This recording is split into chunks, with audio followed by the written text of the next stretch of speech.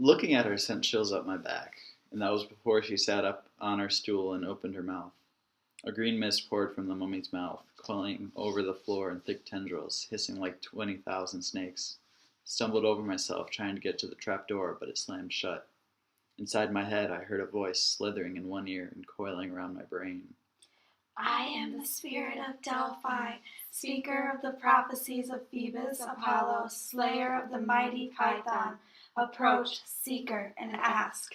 I wanted to say, no thanks, wrong door, just looking for the bathroom, but I forced myself to take a deep breath. The mummy wasn't alive. She was some kind of gruesome receptacle for something else, the power that was now swirling around me in the green mist, but in presence it didn't feel evil, like my demonic math teacher Mrs. Duds or the Minotaur. Felt more like the three fates I'd seen knitting the yarn outside the highway fruit stand, ancient, powerful, definitely not human, but not particularly interested in killing me either. Got up the courage to ask, what is my destiny? The mist swirled around more thickly, collecting right in front of me, and around the table with the pickled monster part jars. Suddenly there were 4 men sitting around the table playing cards. Their faces became clearer. It was Smelly Gabe and his buddies. My fists clenched, though I knew that this poker party couldn't be real. It was an illusion made out of mist. Gabe turned toward me and spoke in the rasping voice of the oracle. You shall go west and face the god who has turned. His buddy on the right looked up and said in the same voice, You shall find what was stolen and see it safely returned.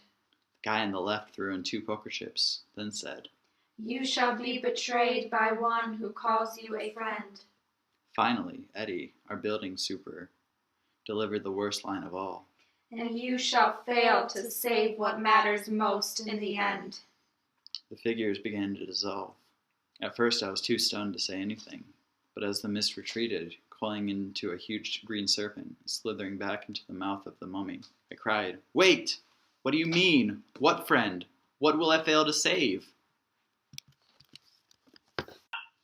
I have known this one since he was a boy.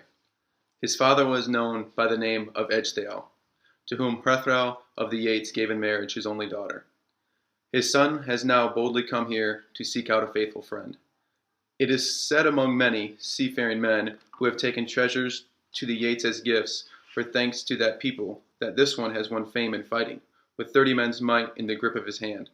The holy God has sent him to help our people of the West Danes, so we may have hope against the dread of Grendel.